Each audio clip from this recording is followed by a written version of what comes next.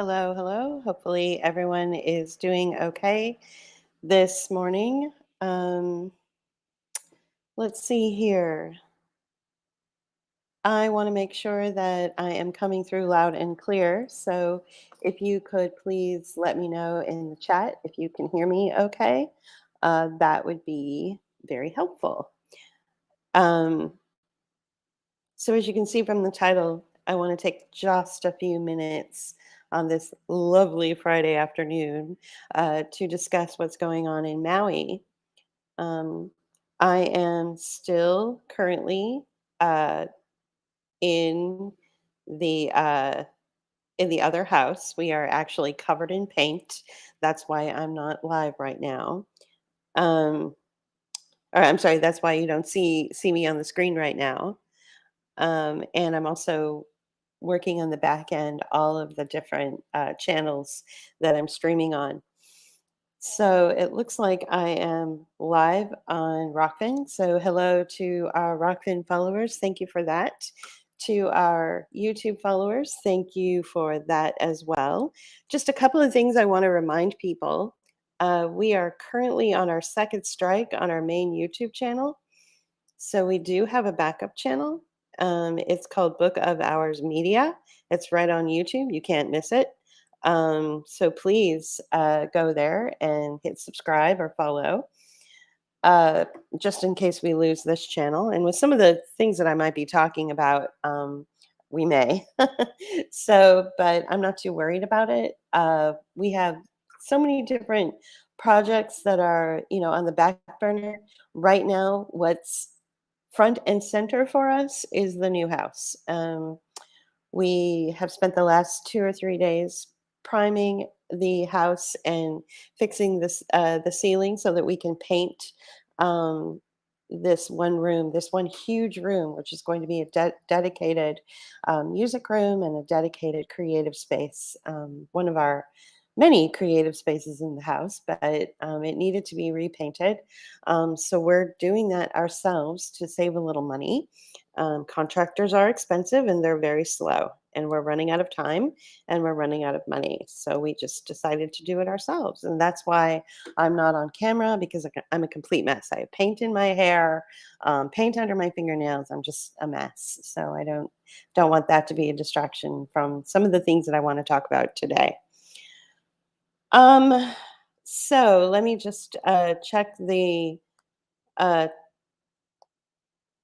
live feed over on YouTube. There we go. Sounds good. All right. And thank you for those of you who have commented in the chat. I'm on many different platforms, so thank you so much for letting me know that you can hear me. I really appreciate that. Okay. So now that a few more people are joining, so there's so many different narratives going around regarding the Maui situation. Um, and it's a little bit it's a little bit, there's some truth to it, and then there are people that simply because of who they are and their backgrounds and their economic demographics, and I'm talking about influencers, and I'm talking about assets, sometimes the influencers that stream their really great videos and their really high energy, very emotional videos, sort of lead you down the wrong path, but then they put little bits of truth in between what they're saying. So the reason I titled this Maui is designated for debt, not a smart city, is because I believe that that's what's going to happen. And the only reason that I say that is based on my own personal experience, my own actual lived experience of what I've witnessed. Hello, Sean. Thank you for joining. Unfortunately, not so gorgeous today, covered in paint. We're dealing with fixing up a new house. As you know, as I've said in every broadcast over the last few times, we are in the process of leaving Pittsburgh and moving to the Gulf. So the Gulf Coast of the United States. And we found a house, a beautiful house that fits our needs much more than the Pittsburgh location does. So we were there for 5 years. And so now we're in the process of moving. We closed on the house a few months ago. It's probably going to take another month or two before it's complete. But in the meantime, I didn't want to leave some of the things that I have to say about this situation. I didn't want to leave it unsaid because nobody else is talking about this. Many people are saying that Maui is designated to be a smart city. I don't believe that that's the case. If you look at especially Lahaina, which was a vacation destination spot for the quasi wealthy. Now, you didn't have to be super rich to go on vacation there, but it was starting to get pretty bougie, right? And those types of places are not typically designated for smart city infrastructure. We already have a city that is basically being burned to the ground, but not with fire, but with horrible corruptive and decayed and corroded policy. And that city is San Francisco. San Francisco is going to be a designated smart city. You can see it clearly. I lived there for 35 years. I've watched it happen. Everything about that city is a designated smart city. It's how close it is geographically to China, for instance, makes it the prime real estate for smart city infrastructure. Even before COVID, the mayor of um, Sean, you totally make me laugh, which is what I need these days. Even the mayor of San Francisco um, announced in 2019 that they had closed down a major street in San Francisco, California called Market Street. They closed it down to traffic, and the only thing that it was open for were bikes and maybe some buses, and that's it. So it was a major thoroughfare in the middle of the city. So even back in 2019, before COVID and before lockdowns and before people were told that they couldn't go to work anymore, they had already started. And in fact, I would say that they've started implementing smart city infrastructure in San Francisco all the way back in the 90s. I saw it with my own eyes. That is a city that is primed and ready for smart city infrastructure. Maui is not. Maui is going to be something else, and it's going to go something like this. And the reason I say this is because of where I'm currently leaving, which is Pittsburgh. And what I've seen for the last 5 years is called a debt sort of a debt industrial complex where you take neighborhoods and you take portions of the city or the outer lying neighborhoods that are usually designated federal opportunity zones, meaning like this place is so poor, they need a leg up, they need help. So we're going to designate it a zone.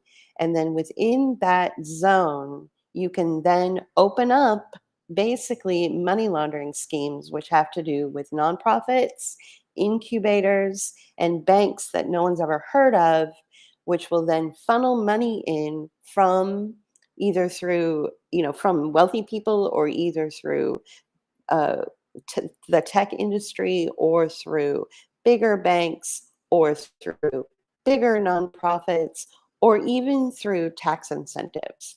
So you funnel money through these incubators, through very small little local nonprofits that do things like, give diapers to poor single mothers kind of thing, really small nonprofits. You funnel money through incubators, and I'll tell you what an incubator is in a minute.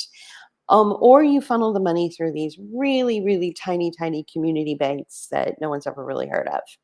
And they are set up to offer loans, to offer programs, to offer incentives to the poor people who are either burned out of their homes or burned out of their um, yeah, exactly. It's money laundering, it's money washing. They're designed to um, allow those people to take up loans. Now, I'm going to tell you the story about somebody that I know personally in Pittsburgh. I'm going to leave her name out of it because I don't want to embarrass her. But I met this individual in 2018, 2019, a really excellent head for business. Okay. She was very creative. She had a very creative um, footprint in the city of Pittsburgh. She had already established a very successful business on her own in one neighborhood, and she found a building that she absolutely fell in love with in my neighborhood.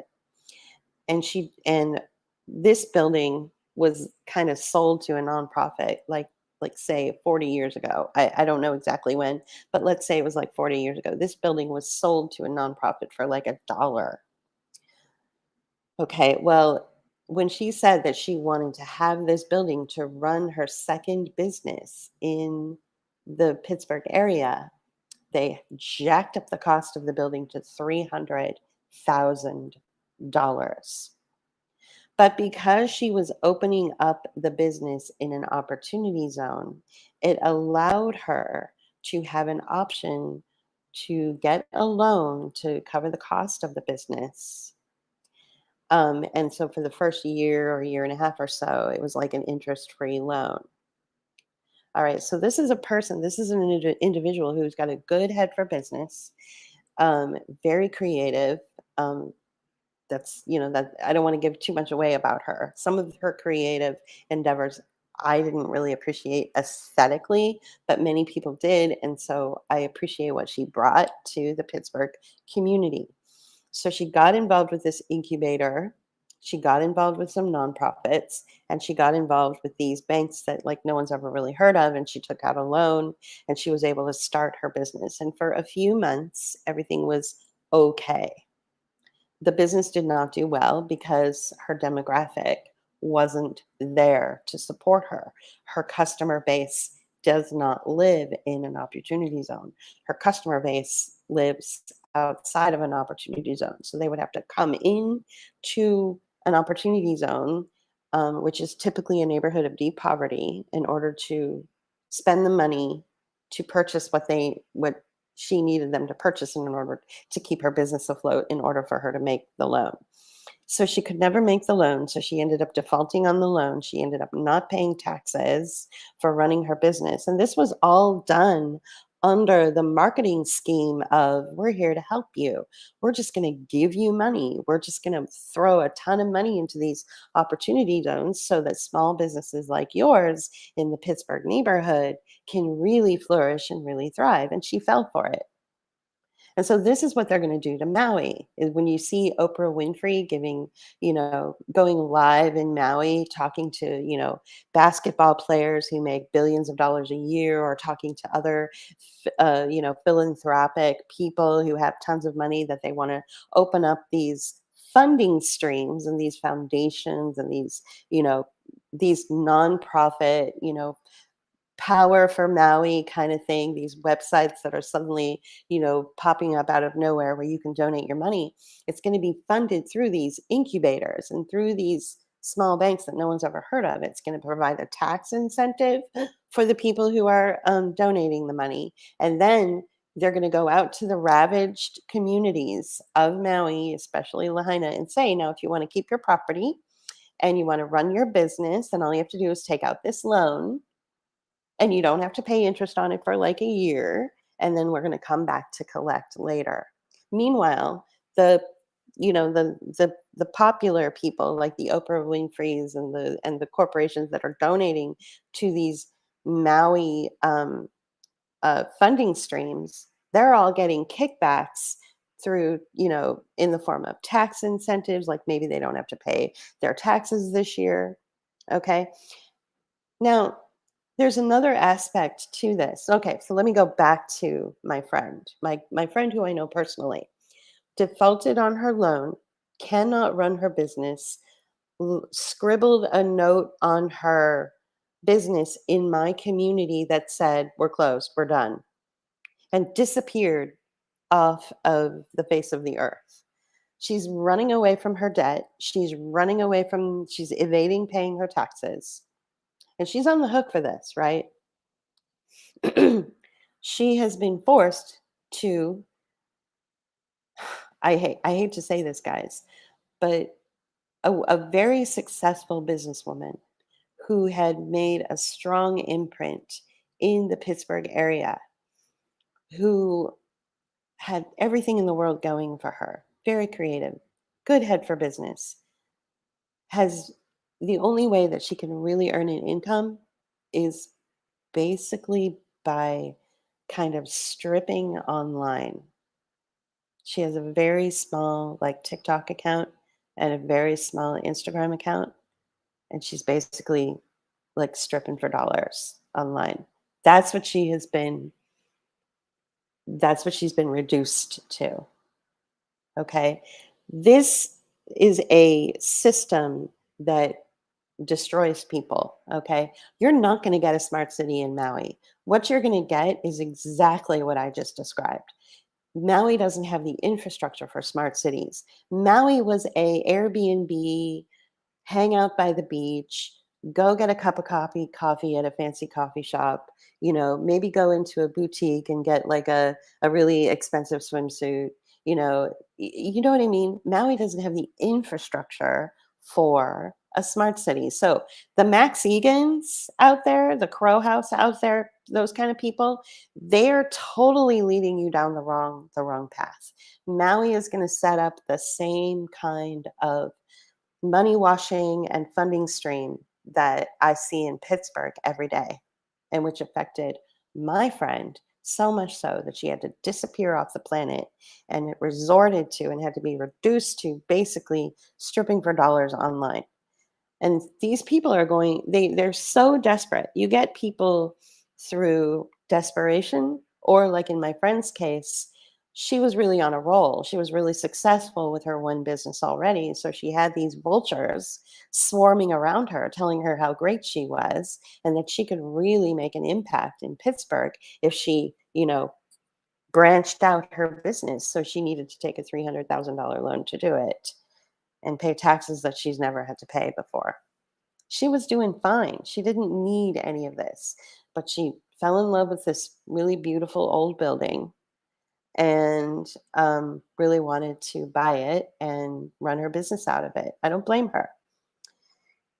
So this is what is going to be. I'm not going to say that the people in Maui. I'm not saying the people in Maui are going to have the same future as my friend in Pittsburgh. I'm not saying that. But what I am saying is that, like Anna says, that most foundations and nonprofits, if not all, are backed by the UN, WEF, and we're very hidden behind NGOs, celebrities, and corporations, including many so-called alternative foundations. Exactly. That's all I'm saying.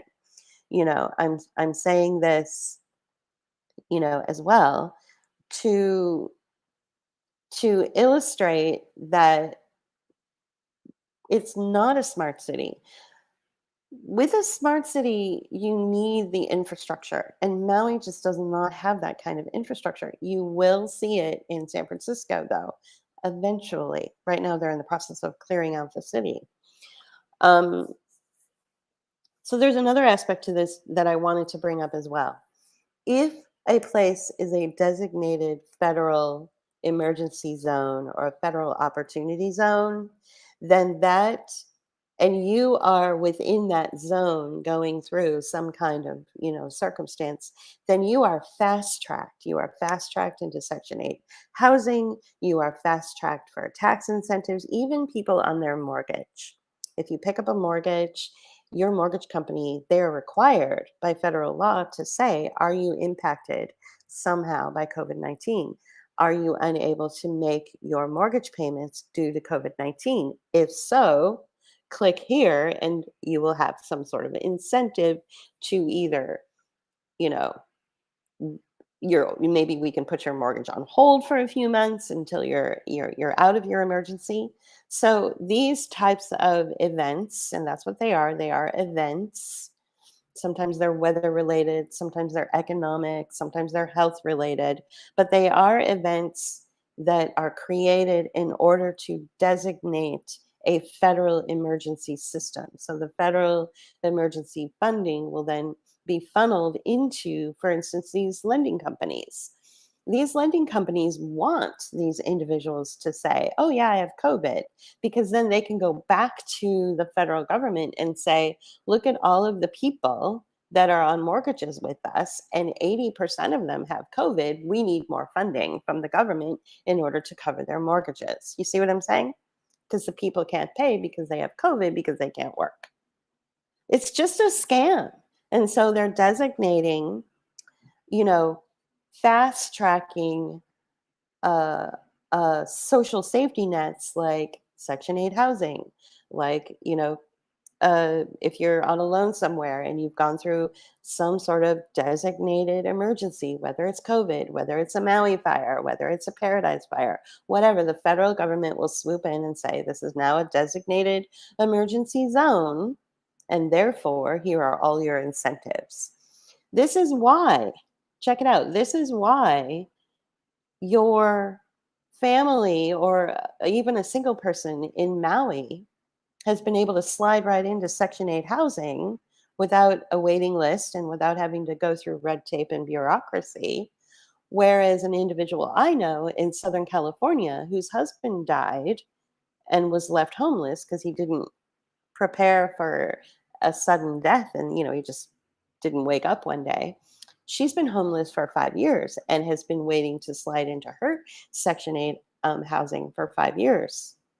She can't afford, the apartments, the current market rate for apartments on her own. You see what I'm saying?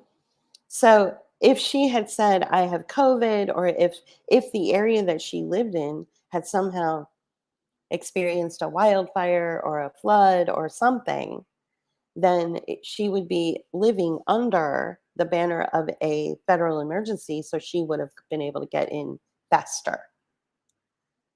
See what I'm saying? So this is why they want to make like the entire country sort of like a designated emergency zone so that not because they're concerned about people being homeless, clearly not, and I'm going to get to that in a minute, but because as long as the federal government is working in tandem with the private sector or these social safety nets, then that's where you get fascism, right? So it's a very, so and nowhere in what I just explained to you, in that scenario that I just explained to you, nowhere do you hear smart city infrastructure. Do you know how expensive it is to build out smart city infrastructure? It's very expensive. And you have to have the infrastructure already in place. There is no infrastructure already in place in Maui. That is not what Maui is designated for. Maui is designated for debt.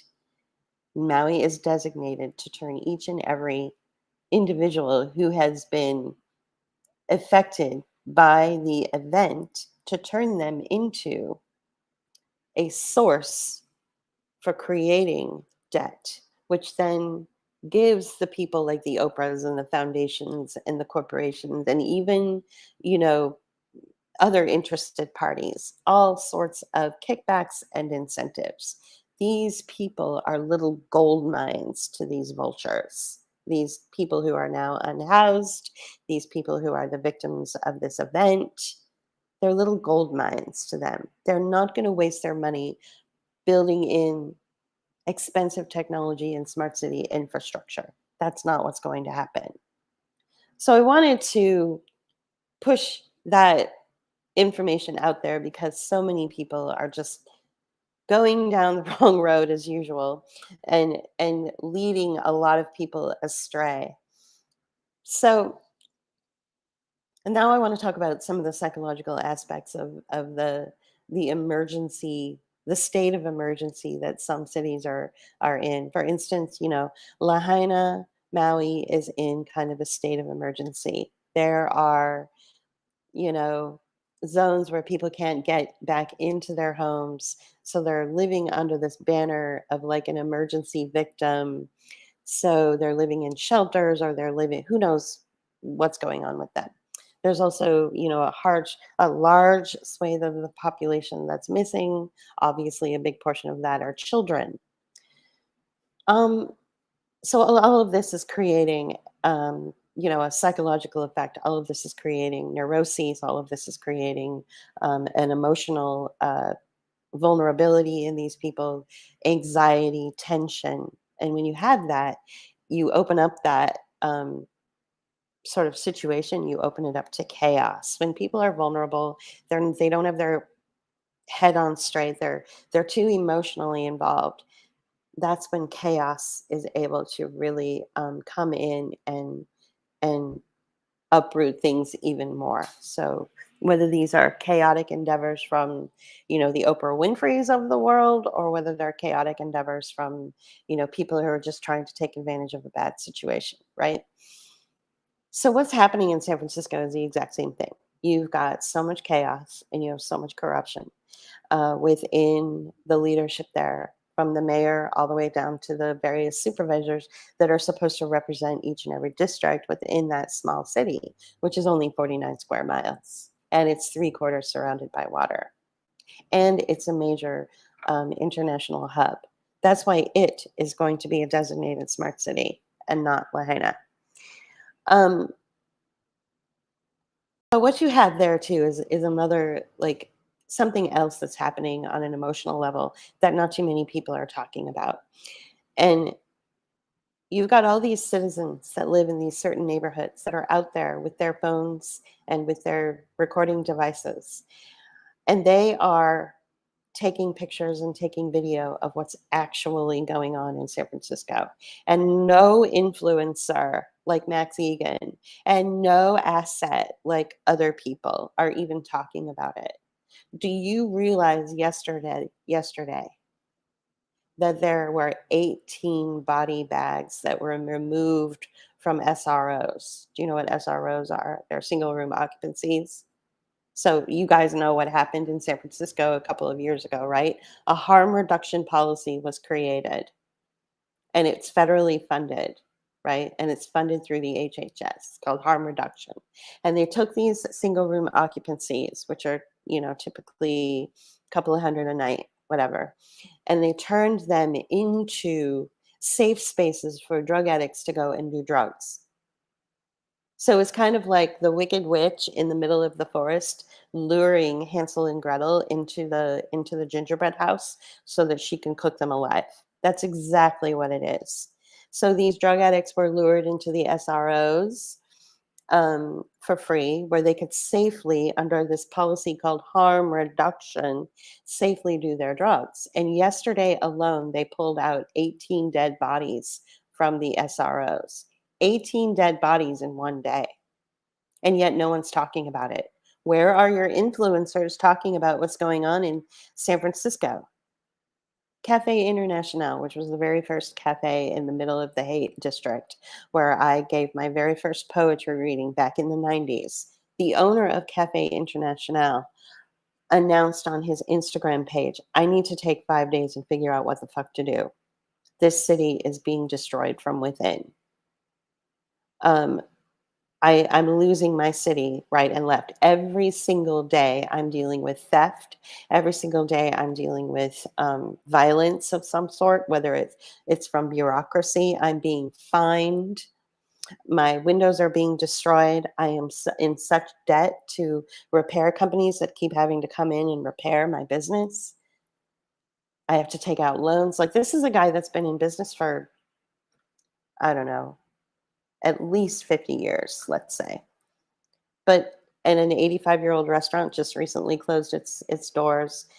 All these little cutesy shops, boutique shops in San Francisco gone.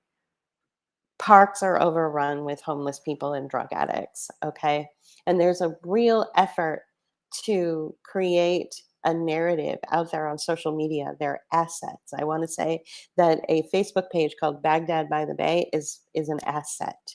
And what they're doing is they only take beautiful pictures of beautiful buildings and beautiful views of San Francisco, and they're not telling the truth, and they're there to lure people into a false sense of security, into a false sense of this idea that San Francisco is fine. But 18 body bags were hauled out of single room occupancy apartments or dwellings yesterday alone. I want to say that in the year 2023 so far, there have been over 2,400 fentanyl related deaths. Now, don't quote me on that. This is based on, some information that the Twitter people that live there, that are calculating these deaths on their own. There's not even an organization that's like taking stock of how many people have died. And yet Where are your influencers and where are your favorite podcasters talking about this? They're just going on and on and on about what a shitty city San Francisco is now, but they're not talking about the death. Now, let's talk about the children, especially the poor kids who have to go to more like urban centered schools. Some of these people who live in these neighborhoods were taking their phones out and recording what the children have to go through every single day. So, in order to go from their apartments or their homes to the bus stop, in order to take them to school, they have to walk over broken glass, human excrement lying on the street, junkies acting like zombies. And these kids have to walk with their head down, hands in their pockets, their backpacks on, in a straight line to walk over all of this disgusting, humiliating experience. And so, what are you doing to those kids that they have to do this day in and day out? They have to see it 5 days a week, maybe sometimes twice a day. What are you doing to these kids? You are normalizing the degrading experience of human life. You're normalizing the degradation of your human experience so that these kids are going to become immune to people rolling around in their own feces, broken glass, needles hanging out of arms, exposed genitalia, disgusting things that you would never, ever, ever want your children, you know, s- second grade, third grade, fourth grade, fifth grade, you would never, ever want these kids to see something like that. And they have to walk through it, and the smell and the sights of this are an assault on their senses. And over time, they become immune to it so that they're incapable of showing compassion towards these individuals. It is so much easier to scream and yell and do podcasts about Lahaina and oh these poor victims and how they were, I'm not saying that it's not bad. That's not what I'm saying, but nobody's responding in that same way to what's happening in San Francisco. Why? Because there is such a stigma when it comes to drug addiction, or is there such a stigma when it comes to homelessness? You know, everybody going through a tragedy deserves the same kind of response from the podcaster industrial complex or the influencers out there that you all follow. And yet everybody's ignoring what's going on in San Francisco, you know. So obviously the drug addiction and the homelessness and the degradation of human life in San Francisco has kind of always been there, but it's never been so far reaching out into all the neighborhoods. It's now in my former neighborhood. It's now in some of the most posh neighborhoods that you could visit. There is a park up in Nob Hill, which is you walk straight up a hill from downtown. You're in kind of the Nob Hill Pacific Heights area, sort of, so to speak. And there's this city park there. It's called Lafayette Park, and it's really beautiful. Years and years and years ago, when I lived in Nob Hill, I used to walk up to that park and walk my Pomeranian. There's apparently somebody in Lafayette Park, like, up in a tree, like, throwing throwing things at tourists and throwing things at locals. So, it's like a jungle out there, Now some people might argue with me and say, "No, no, no, it's not like that. Yes, there's a lot of business closures, and yes, there's a lot of problems, but if you just stay in your designated area or just hold your nose as you quickly ride your 10,000 bike through the $10,000 bike through the tenderloin and close your eyes, you can just get through it and then you're in a nice area again." Is that is that right? Shouldn't everybody be aware, whether you live in a posh area and you're not yet truly affected by these degrading experiences? Shouldn't everybody be doing something to turn this around? So, where is the podcasting industrial complex to talk about this? There are a bunch of people on Twitter that are filming this day in and day out. There are a bunch of people on Twitter, just regular people like you, who just go to these harm reduction policy advocates or these, I forget what they're called, but they're sort of these individuals who are part of this harm reduction um, health practice, and have confronted them and said, more people have died of fentanyl overdose since the implementation of the harm reduction health policy. You're not helping, you're hurting. There are people dying on the street, and they will confront them, and the harm reduction people will just ignore them as if they don't really deserve any kind of conversation. They don't even deny what these people are accusing them of. They don't even deny that the death count has risen. 18 body bags were pulled out of apartments yesterday alone. This is a crisis. This is an equal crisis to Lahaina, believe it or not. You may as well have dropped a bomb on San Francisco and created refugees, because all the businesses are closed. The homeless situation has skyrocketed, just like it has in Lahaina. So, where is the informational industrial complex? These people who want to provide you, facts and good information about what's going on, where are they? Where are they? They're not there in my hometown. So, it's really disturbing to me. Um, I think that. What we are going to see with, I'm trying to get through all the um the the uh the comments here. So I think what we're going to see, just to wrap it up, I think what we're going to see, Max Egan, unfortunately I think you're wrong. I don't think we are going to see a smart city in Hawaii. I think what we're going to see in Maui specifically is more of what I see in Pittsburgh, which are incubators that are basically tagged as nonprofits or 501c3s, banks, and other nonprofits that are going to wash money and then turn that money into some sort of debt system for the victims. Sure, sure, the victims will be able to build back. Yeah, yeah, no problem. They'll just have to take out loans that they can never afford to pay back. It's so much cheaper to do it that way than it is to build out infrastructure. Um, I want to tell you about something I learned from Renette Senum, who is the former mayor of a small town, I believe in California or Nevada or something. She has her own Substack page, and she, does her own commentary and stuff. But what I found really cool about her, which I just learned, is that she's a descendant of um, Funston. So we have a Fort Funston in San Francisco, and Funston himself, in the early 1900s, was really instrumental in turning every San Francisco park into something really amazing.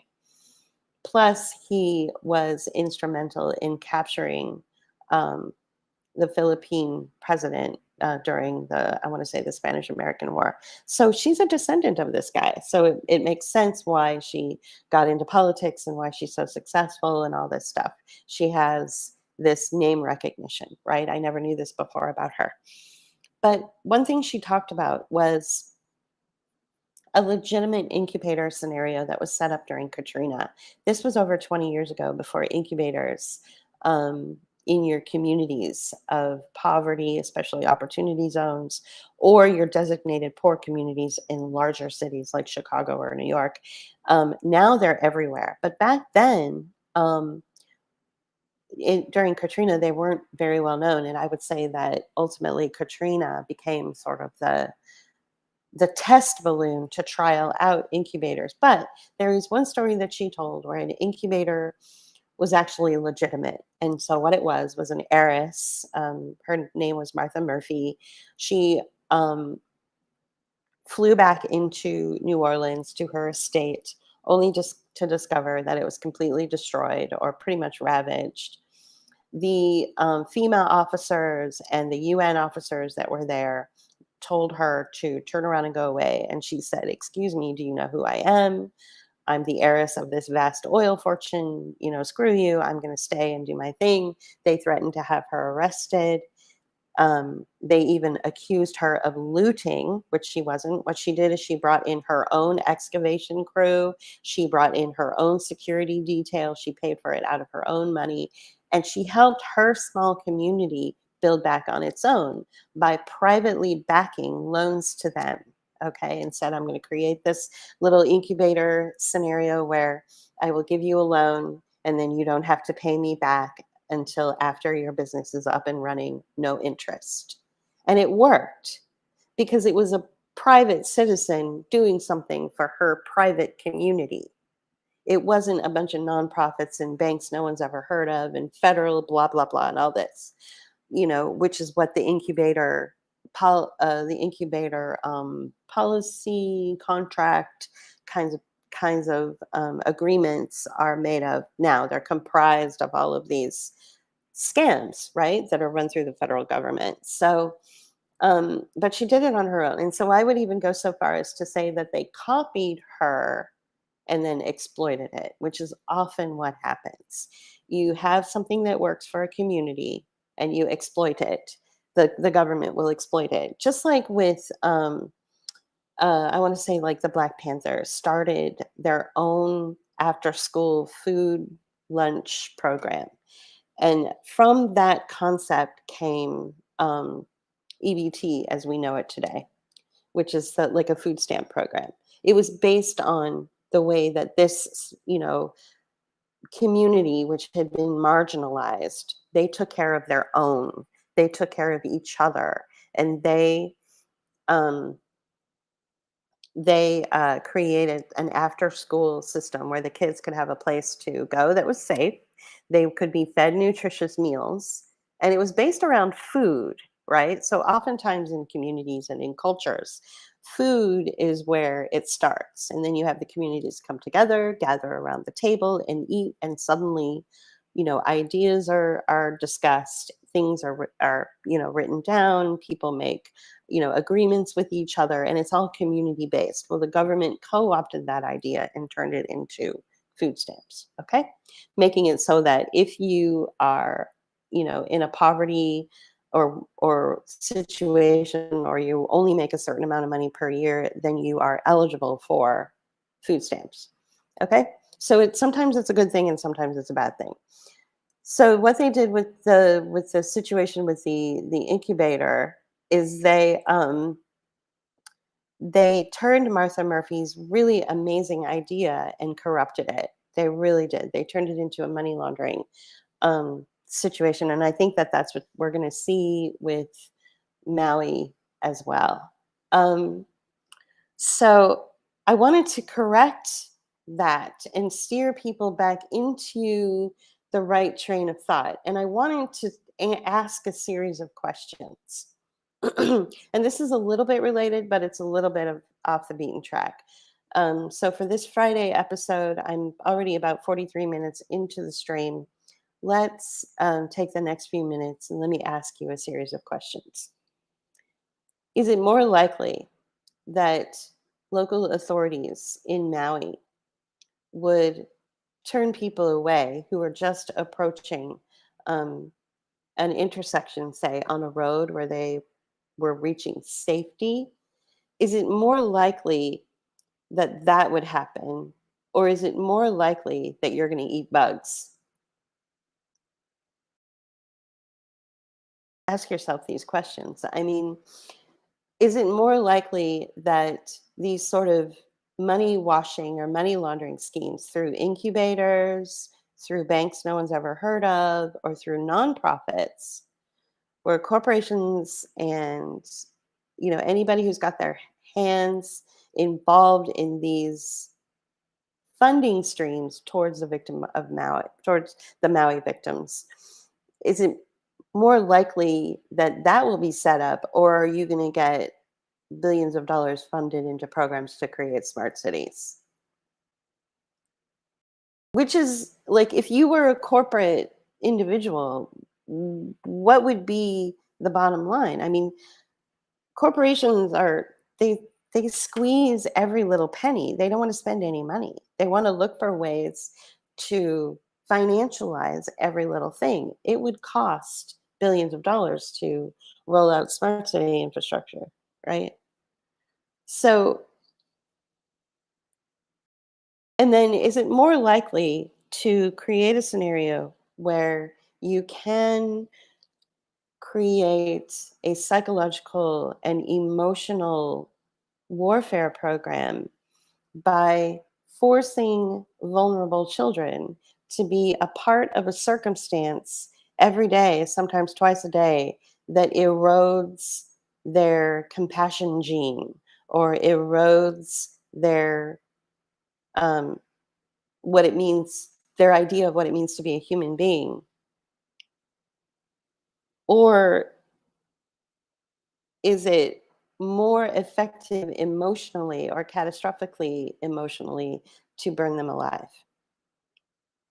You know, like think about who these corporations and these individuals and these programs, that are layered.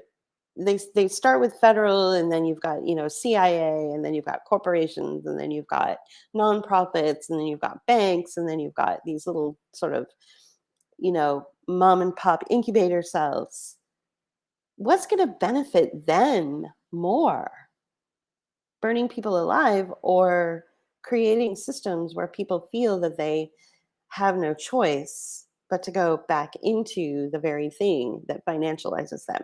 Sorry, I don't mean to be crass. I know that there are a lot of unaccounted for deaths in Lahaina, but I want to tell you, I believe these influencers are not giving you a true depiction of what's to come. Now, when I see some individuals talking to various, citizen journos in Lahaina, and they're explaining the how the how the police had blockaded the roads, I believe that because that has happened in Paradise, California.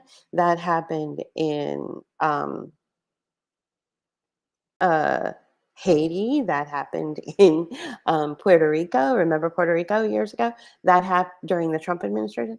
That happened in Katrina. That happened with every fire and with every flood, where once people are at a place where they can get to safety, all of a sudden, for some reason, they are turned around. So I believe the stories of the people that tell that story. Like, I believe them when they say, "The police were there telling us to go back into the fires. This was our only way out." I believe them. I don't know about some of the other things that are being said.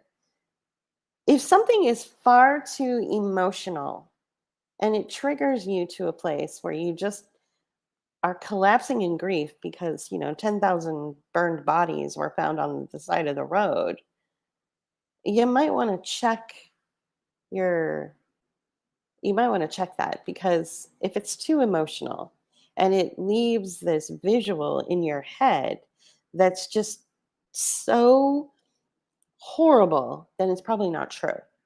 Because what we have is not, it's a terrible thing what we're witnessing, but it's incremental and it's very benign. I'll tell you, I'll give you a small insight into what I'm talking about. Um, Somebody I know works for a very large company that's involved in the health industry. They're not a doctor or anything. They're just tech, okay? The company sent him an email um like on Monday night, so basically Tuesday morning. And it said that the Department of Homeland Security needs you to do a whole bunch of things and we need it in 4 days. And this person, you know, was not at home, had no access to any of the paperwork through the onboarding experience. I mean, when you get hired somewhere, it's called onboarding, and there's a ton of security stuff that you have to go through. And so they were like, once they actually read the small print and the fine print in the email, they were like, "Oh, this is all I need to do." And they didn't even need to be at home to do it. So this is what I'm saying. It's very benign, but when you first see it, I can easily see a podcaster taking that email and exploding it all over the globe and saying, "Oh my God, can you believe the Department of Homeland Security wants da da da da da?" And it sounds really scary.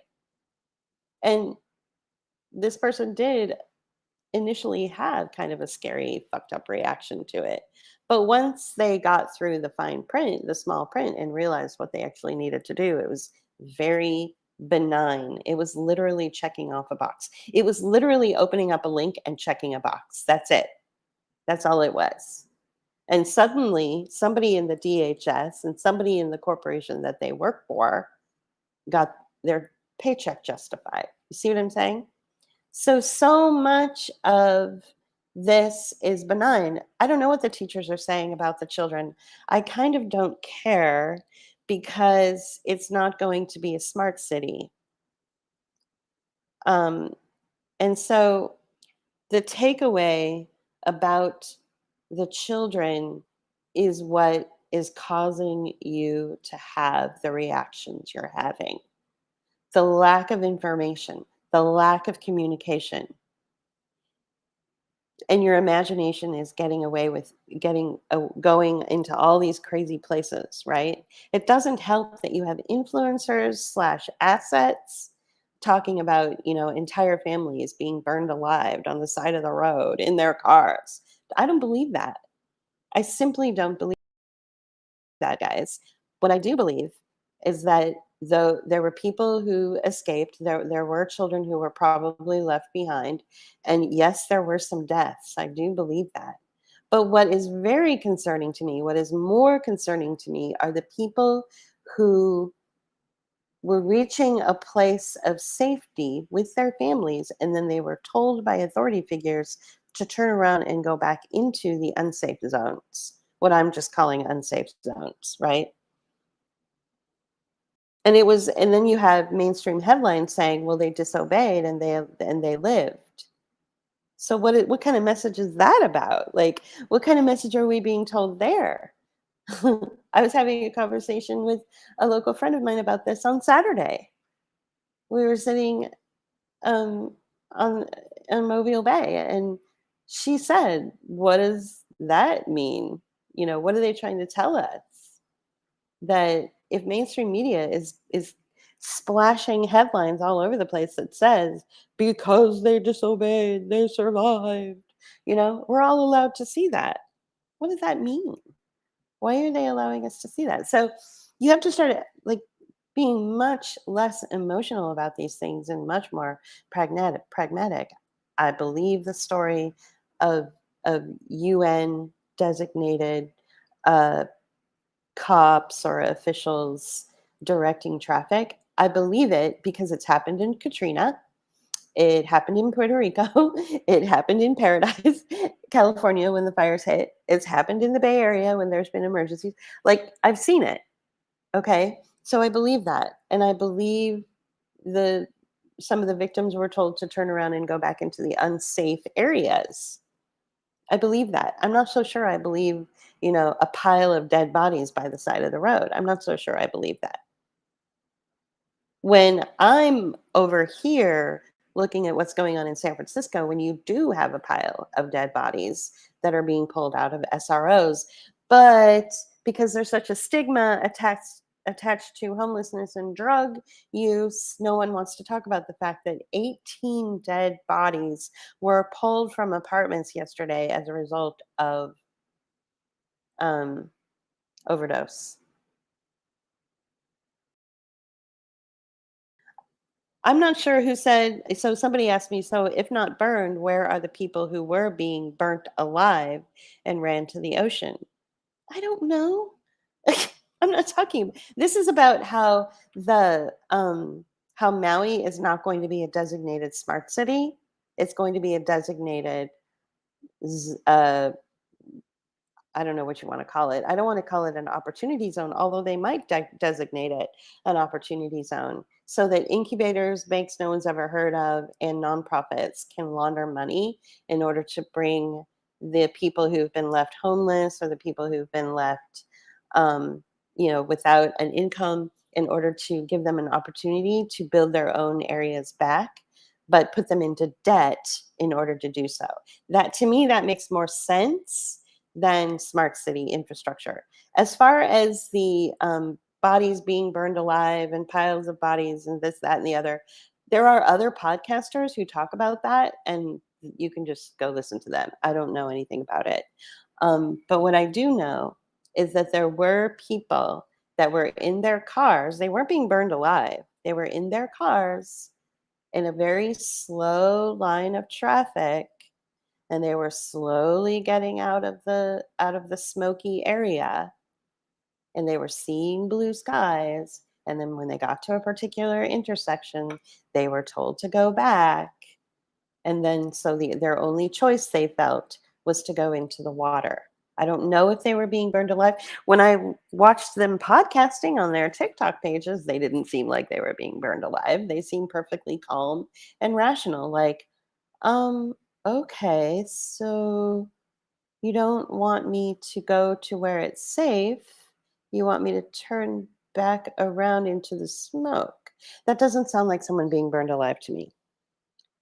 I've I've burned my hand before, like on the stove. And when I'm aware of it, I'm like, oh my God, ow, ow, ow, and I put aloe on it. These people weren't acting that way. So, you know, um, So it's not only the biggest depopulation program in control of the survivors, but it's also a spiritual war against humanity's minds and souls. I don't like to go into spiritual stuff, and I don't even like to go into the Depop stuff.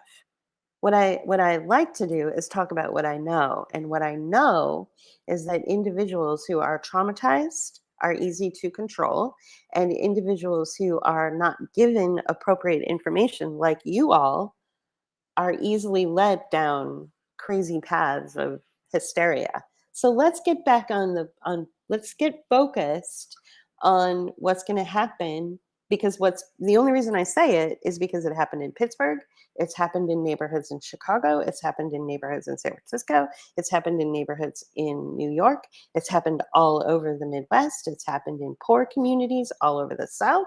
They're called incubators.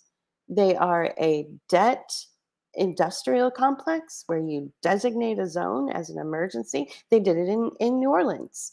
They did it here in Biloxi. They they've done it all over Pittsburgh.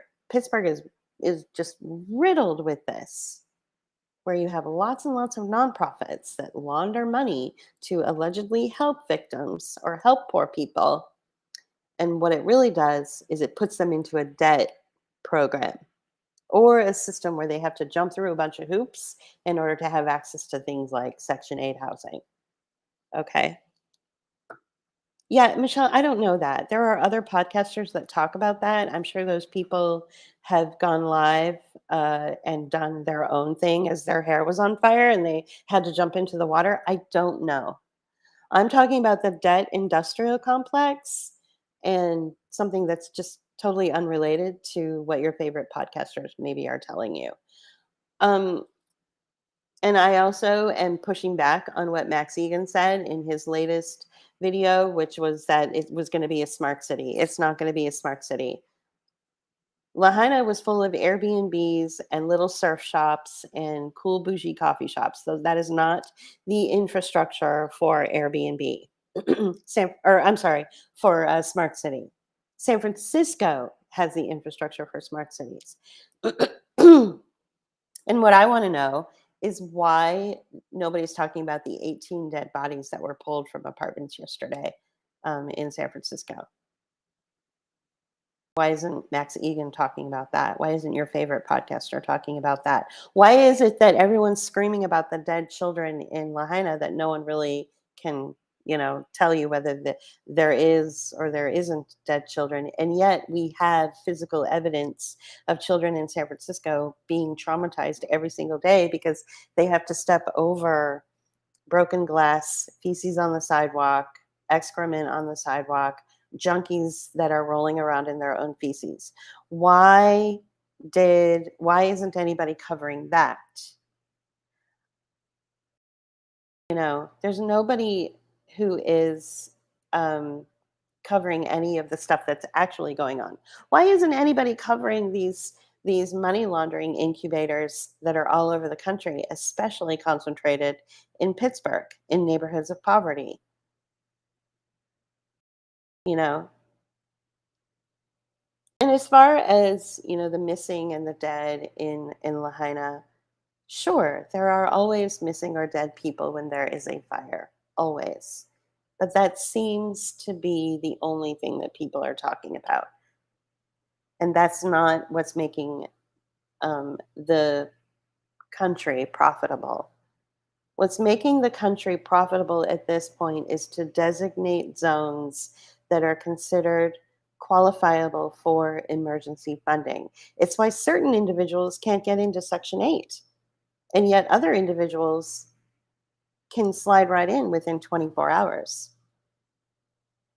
You know, it's it's it's not a good system. And I think that there are a lot of influencers out there that are leading people astray. And so I had to say something. It's boring, isn't it? It's not exciting. You'd much rather hear about dead burned babies than you would about how children in San Francisco have to step over needles and heroin addicts and fentanyl addicts and excrement lying on the street and broken glass just to get to their school bus to take them to school. Well, that you don't want to hear about that. You'd much rather hear about charred babies. So I'm just saying that I'm not, I'm not saying that it's all fake and that there's no dead bodies. That's not what I'm saying. What I'm saying is, why is something um, that is equally as tragic as not at all being covered by your favorite podcast stars? Um, Lahaina's not going to be a smart city, Michelle. Yeah, sure, it's a land grab, but not for what you think. When you think land grab, you think giant, sure, there will be some land grabs, I'm sure. But these people already have tons of land. The Oprahs and the Obamas and corporations, they already have tons of land. What they want is to financialize the people. The people. So if you imagine a giant group of people, you're not going to hear from the teachers and the parents because they're either told not to talk or there's nothing to talk about. So when you look at individuals who are in an impoverished situation, whether it's they live in a community of poverty, um, there are no smart cities. Smart cities are a psyop. When you look at a community of poverty, when you look at a community that's been ravaged by fire or flood, they're not looking at the land. They're looking at the people who are now in refugee status. So That's what you've been saying all along. this is, You are the product. You are the. since 2015, I have been saying you are the product. You are the thing that they are going to mine for profit. Your body, your physical body, your brain through social media, they're mining it for profit. Your body through trauma, they're mining for profit, whether you go through the medical industrial complex or you go through the emergency, monetization industrial complex, because you are a victim of some kind of circumstance which is deemed a federal emergency. It's all about taking a piece, you're lopping off your arm, lopping out your eye, taking off it's you. Oprah doesn't need any more land. She already bought all the land she needs. Now she wants the people. She's creating these foundations in order to mine money out of the individuals who will take on the debt to build back better. You are going to be the thing that builds back better. It's going to affect you personally. Land schmand, who cares? You know what I'm saying? Like, they already have all the land. Now they want something more. They're greedy. So I don't, I'm sorry if I'm getting impatient, but I've been saying this for 10 years now. And there are plenty of people out there who have also been saying the same thing, but there are influencers and podcasters and assets that will lead you down false roads. And Max Egan is one of them. There were some things that he did bring in his latest video, which I found to be like, okay, that I can get behind. But much of what he says is not on track. Much of what he says does not track with what's happening in the real world. But for people who live like Max Egan and other podcasters who live in privilege and are just, living this existence where they don't have to deal with any of the things that you and I are dealing with, they don't know. If you tried to talk about incubators with Max Egan, he would think you were talking about an incubator for a chicken, to hatch an egg or something. I'm talking about incubator cells within this country that funnel money in order to create a debt system for people who are in an emergency type of situation. So it's a good concept, but unfortunately, it's been corrupted by the government. So that's what's going on. That's what I'm, kind of, that's what I wanted to go live for, and just explain all this to you. I'm thankful that you all were able to listen, and I'm thankful and appreciative of the people who've made the comments. I do appreciate that. But I also want to get people off this idea of smart city. You're going to be 100 years old and never see a smart city, but you will see your entire country in debt in some way, and you'll see more suicides and drug addiction. There is nothing more unsexy than watching 18 body bags being pulled out of apartments in downtown San Francisco as a result of a drug overdose. That's pretty unsexy, isn't it? It's much more sexy to talk about, Lahaina, right? And what happened there. But we need to pull our focus to what's happening in San Francisco. And this is half the problem. And I'll go ahead and end here because it's been over an hour. But this is half the problem with what's going on in San Francisco is you've got people who are living this nightmare, this apocalyptic nightmare where children have to step over fentanyl bodies just to get to school, and not even a podcaster with influence is talking about it. That's how you know it's real. So hopefully, people will start to wake up and realize that when you want to see what real corruption looks like, then you need to turn to San Francisco. Don't get distracted with, directed energy weapons and smart cities and blah, blah, blah, and all that. You need to look to San Francisco, or you need to look to Pittsburgh. This is what your country is turning into: poverty, debt, and a degrading experience of human life, so that it normalizes the zombification of humans. That's what it is. That's a lot cheaper than billion-dollar programs for smart city infrastructure. It's a lot cheaper to do that. So let's turn to Pittsburgh. Let's turn to San Francisco. Let's take a look at what's going on with these cities, what's really happening. And unfortunately, it's very boring, or it leaves a bad taste in your mouth. You're just like, ooh, I don't want to talk about drug addicts and homelessness. I'd rather talk about fires and directed energy weapons. Do you really think that they're going to spend trillions of dollars in directed energy weapons when all you have to do is look at San Francisco? It's costing them no money at all to kill more people. I would say more people over the last couple of years have died in San Francisco as a result of these disgusting programs than other places that you think lots of people died.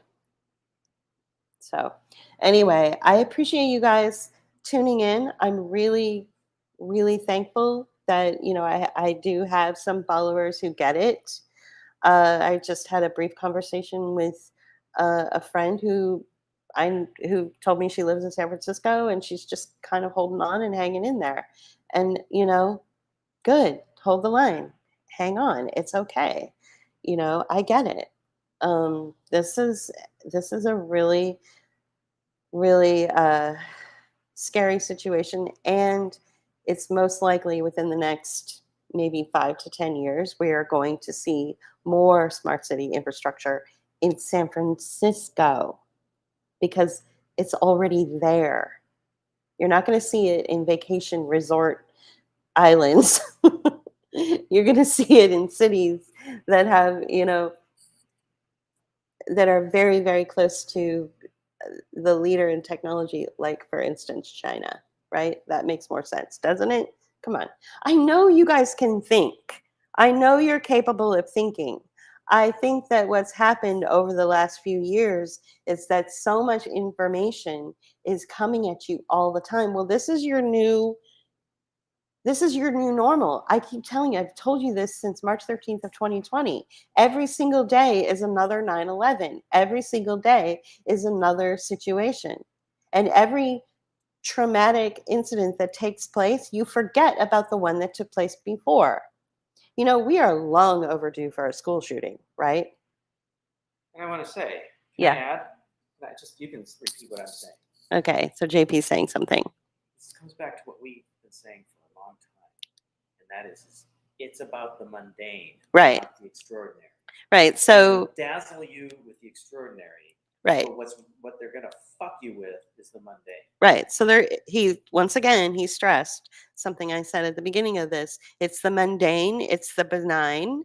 They're going to dazzle you with the extraordinary. They're going to dazzle you with things like directed energy weapons, but it's really the mundane that you have to watch out for. Look at your own life. Look how difficult it is to, make ends meet. Look how challenging it is for you to just get what you need in life. Maybe you don't have any challenges. Well, we sure do. We're dancing on a pin over here. Like the challenges are, and, you know, overwhelming if to just get from day to day to day. That's the mundane. That's the benign. With Iraq, it was the shock and awe.